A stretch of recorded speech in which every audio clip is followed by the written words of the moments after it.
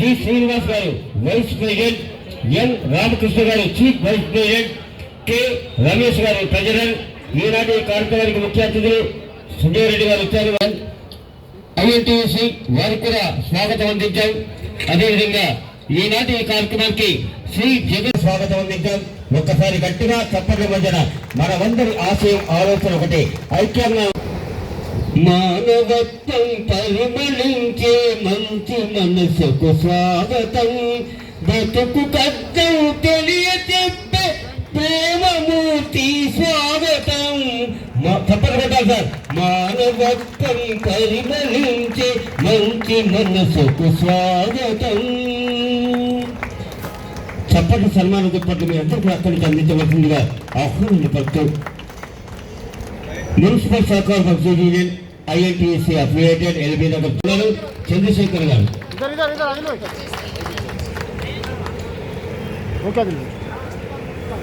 ధన్యవాదాలు సార్. విజయ్ కుమార్ గారు మాకు సోదర సమానం అన్నగారు రోజు ఫోన్లో మాట్లాడుకుంటున్నారు. ఎక్కడున్నా విజయాన్ని అందుకోవాల్సిందిగా ఒక్కసారి గట్టిగా చప్పట్ల మధ్యన శ్రీ విజయ్ కుమార్ యాదవ్ గారు వైస్ ప్రెసిడెంట్ INTUC. జయం నిశ్చయం మనందరికి విజయం.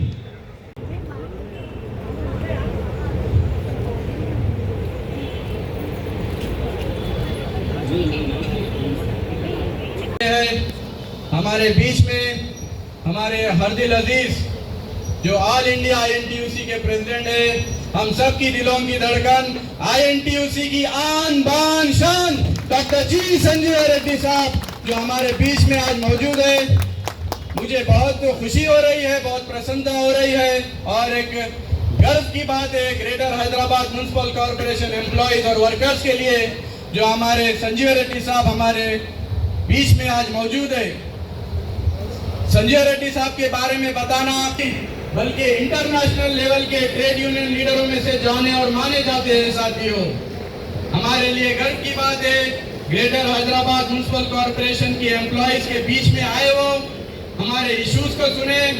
आज 10 साल के बाद तेलंगाना की जो TRS की सरकार थी वो हटने के बाद रेवंत रेड्डी साहब की कांग्रेस की गवर्नमेंट पावर में आने के बाद गवर्नमेंट एम्प्लॉयज, GHMC में permanent employees, contract outsourcing workers आज एक होप के साथ, एक उम्मीद के साथ देख रहे हैं गवर्नमेंट को कि एम्प्लॉयज को जो 10 साल में जो नहीं मिला, जो उनका वेलफेयर नहीं हुआ, तो आज कांग्रेस की हुकूमत में और INTUC की सदारत में डॉक्टर जी संजीव रेड्डी साहब की सदारत में आज कुछ जो है GHMC एम्प्लॉयज को और दूसरे जो गवर्नमेंट एम्प्लॉयज है, कॉन्ट्रैक्ट आउटसोर्सिंग एम्प्लॉयज है, उनके लिए कुछ भला होगा। साथियों, आज मैं बताना चाहता हूं हमारे बीच हमारे बड़े भाई जनक प्रसाद साहब, चेयरमैन मिनिमम वेजेस तेलंगाना के एडवाइजरी बोर्ड के चेयरमैन, और हमारे साथी भाई RD चंद्रशेखर भाई जनरल सेक्रेटरी स्टेट INTUC, और मेरे साथी भाई जी सत्यजीत रेड्डी साहब जो मुझे गर्व से बोलना है कि इतनी कम उम्र में, इतनी कम एज में इंटरनेशनल लेबर ऑर्गेनाइजेशन के गवर्निंग बॉडी मेंबर बन के आए हैं। तो एक GHMC एम्प्लॉयज और पूरे INTUC को, पूरे सेंट्रल INTUC को एक गर्व है कि एक यूथ INTUC में से हमारे साथी भाई ILO की इंटरनेशनल लेबर ऑर्गेनाइजेशन जो सारे दुनिया के मजदूरों का जहाँ फैसला होता है, ट्रिपार्टाइट बॉडी बनती है, ट्रिपार्टाइट कमेटी रहती है, मजदूरों के हक में फैसले बनते हैं, उसके दरमियान में हमारे साथी भाई सत्यजीत रेड्डी भाई है। मुझे बहुत खुशी की बात है। मैं स्वागत करता हूं हमारे RD चंद्रशेखर भाई का, स्वागत करता हूं हमारे विजय कुमार यादव भाई वाइस प्रेसिडेंट स्टेट INTUC, और हमारे साथी भाई डेक्कन क्रॉनिकल एम्प्लॉयज यूनियन और vice president state INTUC Jagan Mohan Reddy साहब की, और तमाम हमारे जोनल टीम LB नगर सर्कल की, जोन की, सबको मैं स्वागत करता हूँ। आज जो एम्प्लॉयज के दरमियान में इश्यूज जो पेंडिंग है, हमने साहब की जो है नजर में लाया है, साहब के पास हमेशा डिस्कस करते हैं कि एम्प्लॉयज को एक प्रमोशन जो 10 साल में प्रमोशन नहीं आया, वो प्रमोशन का इंतजार है। क्लास 4 कामाटी से लेके रिकॉर्ड असिस्टेंट से लेके जूनियर असिस्टेंट से सीनियर असिस्टेंट से सुपरिटेंडेंट, और सुपरिटेंडेंट से हमारे असिस्टेंट म्युनिसिपल कमिश्नर या वार्ड एडमिनिस्ट्रेटिव ऑफिसर का पोस्ट, जितने वैकेंट है वो तमाम वैकेंट पोस्ट को जो है फिलअप करना चाहिए, प्रमोशन मिलना चाहिए साथियों सबको।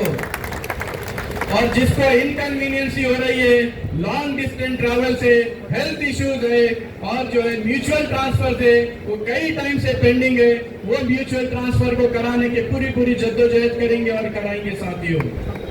और दूसरा जो मुद्दा है हेल्थ कार्ड, हम देख रहे पिछले 1 महीने में कई एक्सीडेंटल डेथ हुए, चाहे वो परमानेंट एम्प्लॉयज में हो, चाहे वो कॉन्ट्रैक्ट आउटसोर्सिंग वर्कर्स में हो। सैनिटरी वर्कर को रोड पे बस से उड़ा दिया जाता है, एंटोमोलॉजी वर्कर का जो है एक्सीडेंट हो रहे हैं, और हमारे जो क्लरिकल फील्ड स्टाफ है, चाहे वो बिल कलेक्टर हो, टैक्स इंस्पेक्टर हो, चेयरमैन हो, मिनिस्ट्रियल स्टाफ हो, जब वो एक्सीडेंट होते हैं तो कोई ऑफिसर देखने आने के लिए तैयार नहीं है, कोई कंपनसेशन नहीं मिलता है, कोई इसको पुरसाने हाल नहीं है और कोई हेल्थ गारंटी नहीं है। हेल्थ स्कीम है, हम डिमांड करते हैं सहकार मजदूर यूनियन INTUC से कि हेल्थ इंश्योरेंस नहीं, हेल्थ कार्ड मिलना चाहिए साथियों। जो सेक्रेटेरिएट एम्प्लॉयज को हेल्थ कार्ड है वो फैसिलिटी मिलना चाहिए। ये हेल्थ इंश्योरेंस का कवरेज सिर्फ 3 लाख तक का है। वो 3 लाख रुपए कई एम्प्लॉयज हमारे एडमिट होने के बाद वो इमीडिएटली 3 लाख खत्म हो जाते हैं और 5 लाख 10 लाख तक का जो है एम्प्लॉयज को अपने जेब से खर्चा करना पड़ता है, लेकिन मैनेजमेंट का कोई उसमें ताउन नहीं होता है। हेल्थ कार्ड होना चाहिए। और जो नए अपॉइंटीज है 2004 के कॉन्ट्रीब्यूटरी पेंशन स्कीम है, एक बहुत बड़ा मुद्दा है। कॉन्ट्रीब्यूटरी पेंशन स्कीम को ओल्ड पेंशन स्कीम में लाना है साथियों। और जो सेक्रेटेरिएट एम्प्लॉयज है और जो 125 गज का जो हम डिमांड लेके चल रहे हैं साथियों, GHMC में 2020 से इलेक्शन पेंडिंग है। हमने जो है लेबर डिपार्टमेंट में भी रिप्रेजेंटेशन दिया कि इलेक्शन लगाने के लिए लेबर डिपार्टमेंट से लेटर लिख के कमिश्नर GHMC को भिजाया गया, लेकिन कमिश्नर साहब यहाँ 2 महीने से वो लेटर को रख के बैठे आए, उसका जो है प्रोसेस स्टार्ट नहीं हो रहा है। और 16,000 15,000 में क्या घर चल सकता है, क्या उनका परिवार चल सकता है, क्या वो रेंट दे सकते हैं, क्या वो बच्चों की पढ़ाई पढ़ा सकते हैं क्या? तो ये 15,000 में कोई होने वाला नहीं है।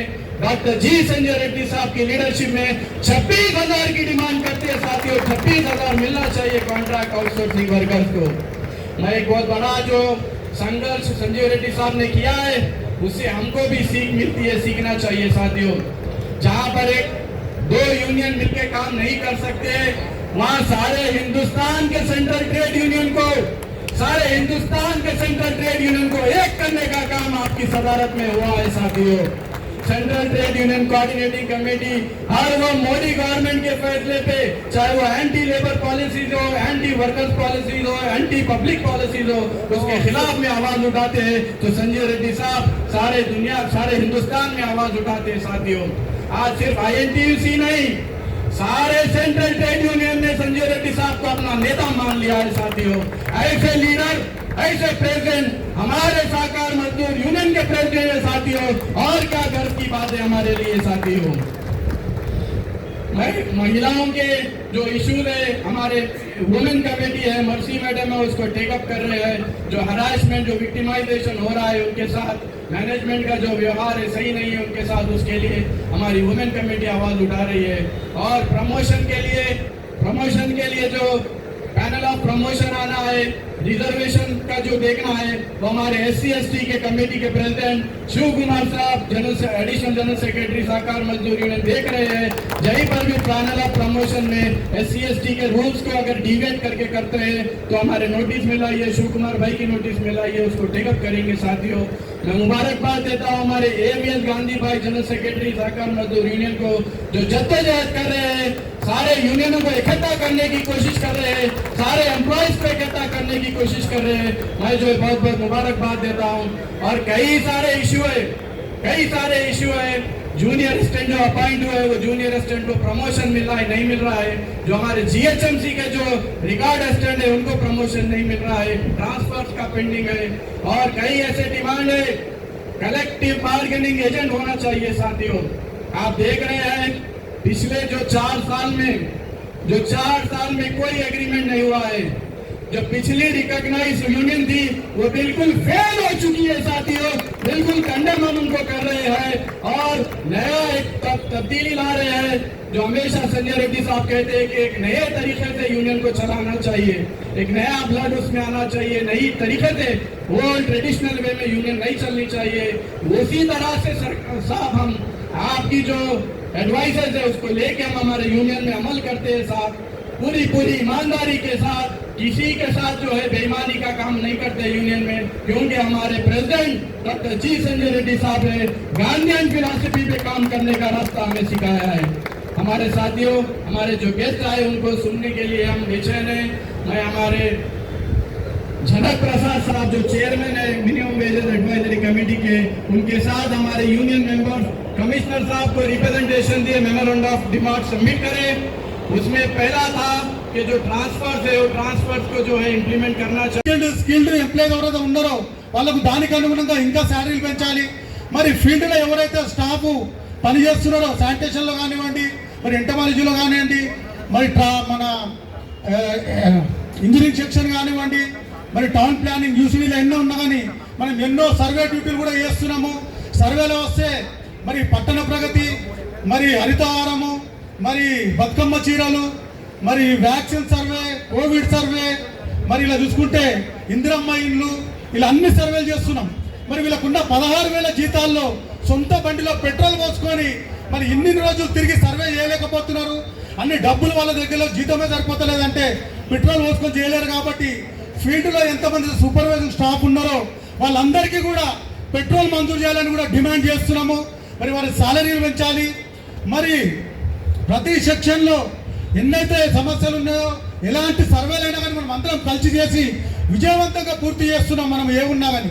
కాబట్టి ప్రతి ఎంప్లాయీ అవుట్సోర్సింగ్ కాంట్రాక్ట్ పర్మిట్ అనుకుంటా అందరికీ ఒక మర్యాద పూర్వకంగా వ్యవహరించాలి। ఆఫీసర్లు కూడా వాళ్ళ సమస్యలు తెలుసుకొని వాళ్ళతో ఒక ఫ్రెండ్లీగా ఒక పనులు తీసుకోవాలని కూడా నేను ఈ సభాముఖంగా తెలియజేస్తున్నాను।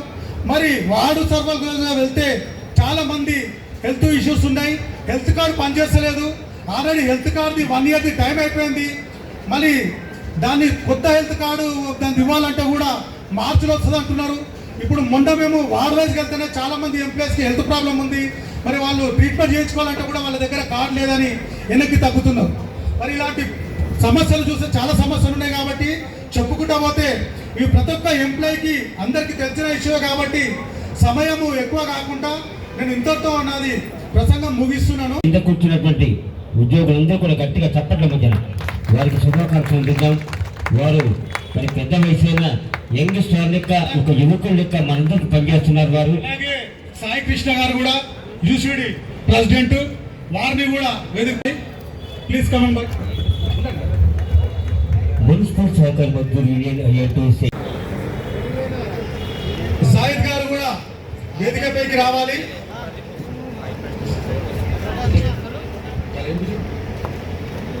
బిల్ కలెక్టర్ విజయ్ గారు కూడా వేదికపైకి రావాలి।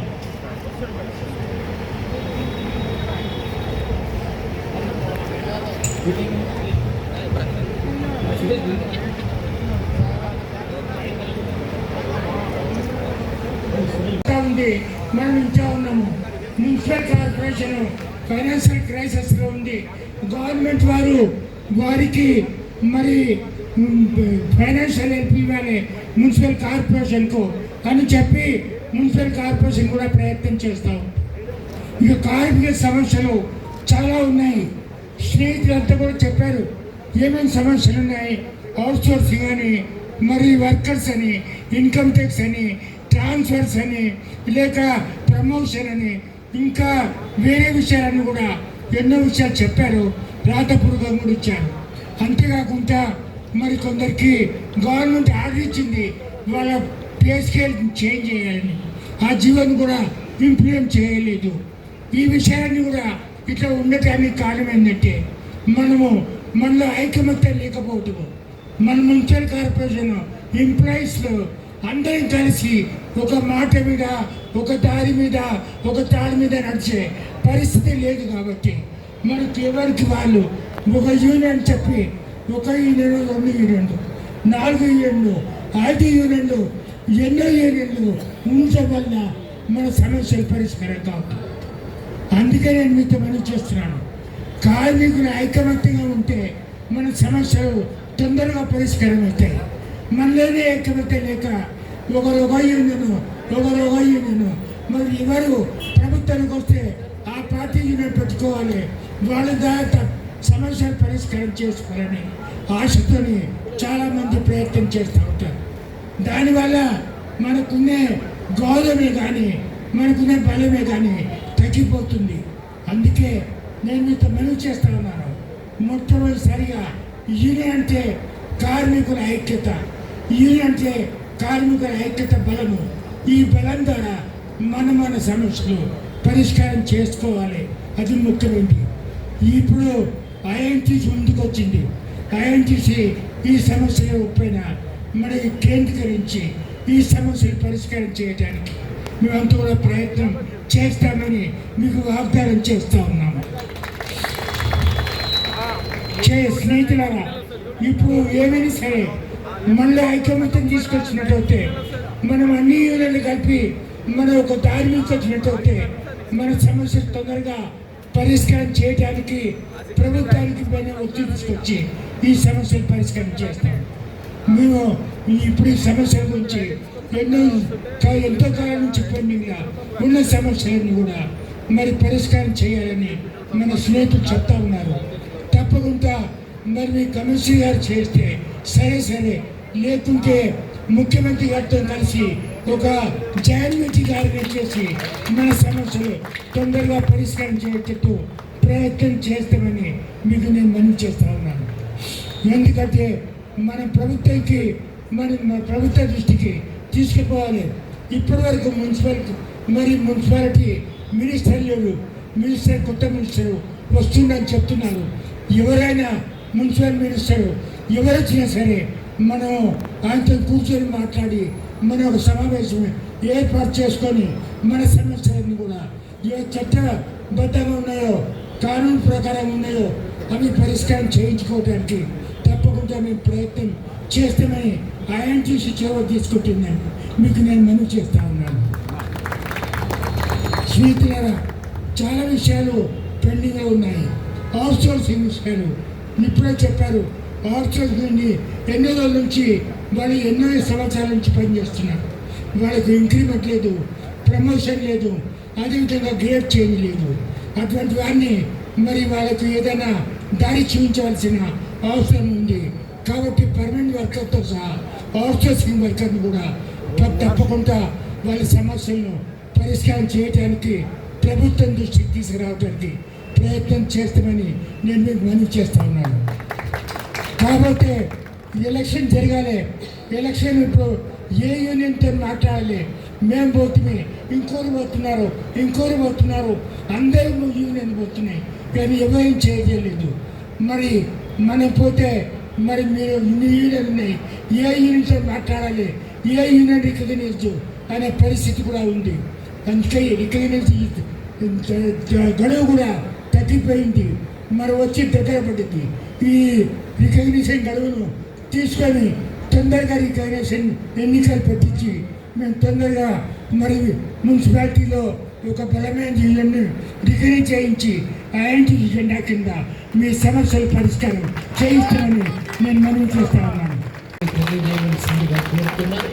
ఇంటర్నేషనల్ లేబర్ ఆర్గనైజేషన్ నుంచి మన జిహెచ్ఎంసీ దాకా అనేక స్థాయిల్లో కార్మికుల హక్కుల కోసం నిలబడి పోరాటం చేసిన నాయకులుగా ఇవాళ వారు ఇక్కడి దాకా వచ్చిందంటేనే మనకు అన్ని సమస్యలు పరిష్కారం అయితే అనేదే మనకు ఒక విశ్వాసం కలుగుతున్నది. ఇవాళ మనం అడుగుతున్నవి కూడా చాలా పెద్ద కష్టమైనటువంటివి ఏం కావు. మనకు చాలా కీలకమైంది. క్లాస్ 4లో ఉన్న వాళ్ళకి ప్రమోషన్ అవకాశాలు ఇవ్వాలి. ఇక్కడ రాసి ఉన్న మన డిమాండ్స్ కూడా మీరు అందరు చదివిండ్రు. కాంట్రాక్టు ఉద్యోగులకు జీతాలు పెంచాలి, వాళ్ళకు కూడా ఒక గౌరవప్రదమైన జీతం కల్పించాలి అని, వీటన్నిటితో పాటుగా మెడికల్ అండ్ హెల్త్ కార్డు, ఇవి మనకు కొన్ని కీలకమైనటువంటి డిమాండ్స్. నేను ఒక రెండింటి గురించి మాత్రమే ప్రస్తావిస్తాను. క్లాస్ 4 ఉద్యోగుల ప్రమోషన్ అయితే అవసరం. కష్టపడి చదువుకొని క్వాలిఫికేషన్స్ ఉన్న వాళ్ళకి అవకాశం ఇస్తే అది వాళ్ళ ఎదుగుదలకు ఉపయోగపడుతుంది, మున్సిపాలిటీ కూడా అది మేలు చేస్తుందని నేను నమ్ముతున్నా. అదేవిధంగా సంజీవ్ రెడ్డి గారు ఉన్నారు కాబట్టి వారి ద్వారా నేను ప్రభుత్వానికి చేసే విజ్ఞప్తి ఏంటంటే, మన దగ్గర ట్రాన్స్పోర్ట్ విభాగం అనేది చాలా ముఖ్యం. పూర్తిగా జిహెచ్ఎంసీ ట్రాన్స్పోర్ట్ విభాగాన్ని వదులుకుంటే ఆ మొత్తాన్ని కూడా ప్రైవేట్ కంపెనీలకు అప్పచెప్తే సమయం వచ్చినప్పుడు ఆ కంపెనీలు చేతులు ఎత్తేస్తాయి. మన కార్మికులకు నష్టం జరుగుడే కాక ప్రజలకు, పౌరులకు కూడా చాలా నష్టం జరుగుతుంది. అందుకని జిహెచ్ఎంసీ కనీసంగా ఈ ట్రాన్స్పోర్ట్ విభాగాన్ని కాపాడుకోవాలి.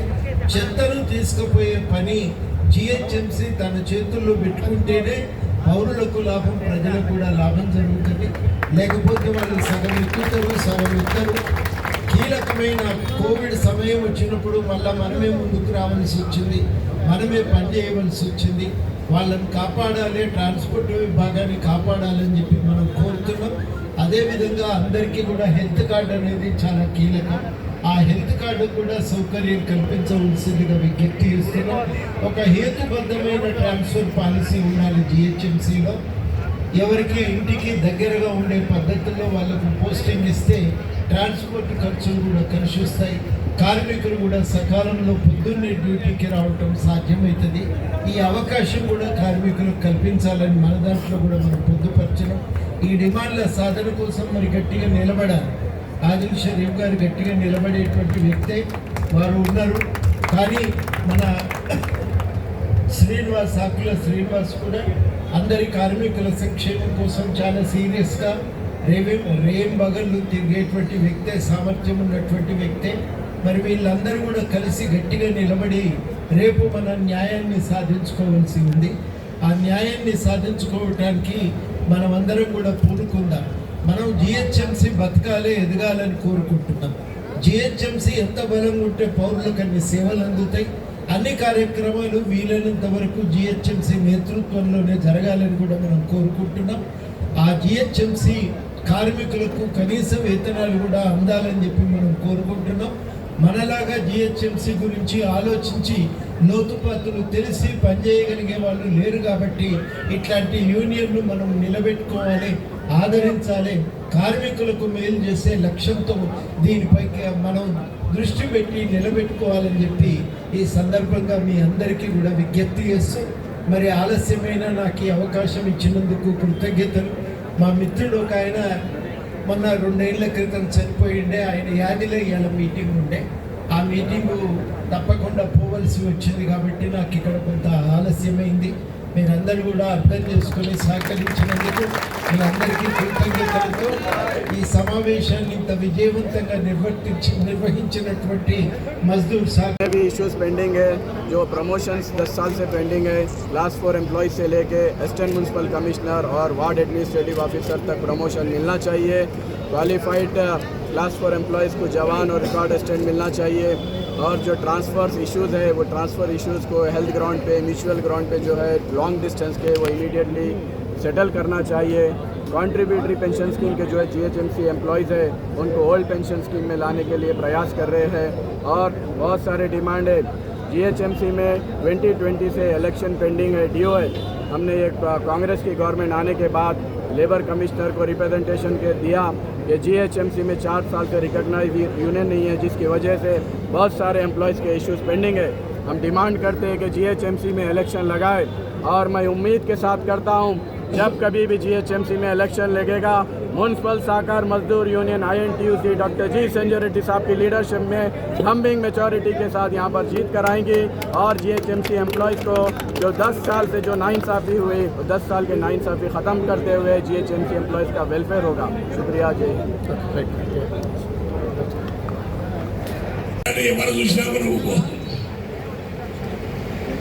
క్యాడర్ స్కీము, ప్రమోషన్ పాలసీ 2 వేరు రెండింటిని ఇంట్రడ్యూస్ చేయాలి.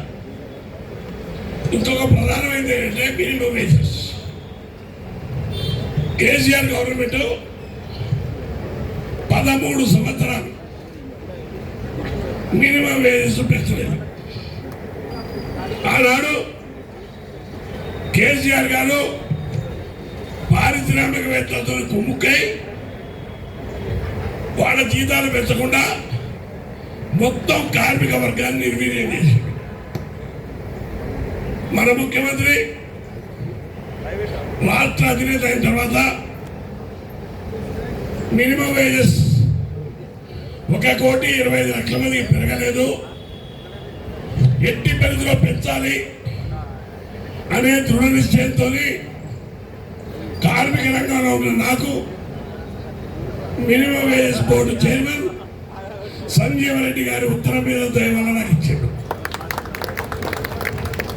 కాబట్టి ఎవరైతే నాకు ఈ పదవి అధికారమో వారిని బలోపేతం చేసిన బాధ్యత, వారి కుమారుడు సత్యజిత్ రెడ్డి గారిని కూడా బలోపేతం చేయాలి. అంటే కార్మికులకు మేలు చేయాలి.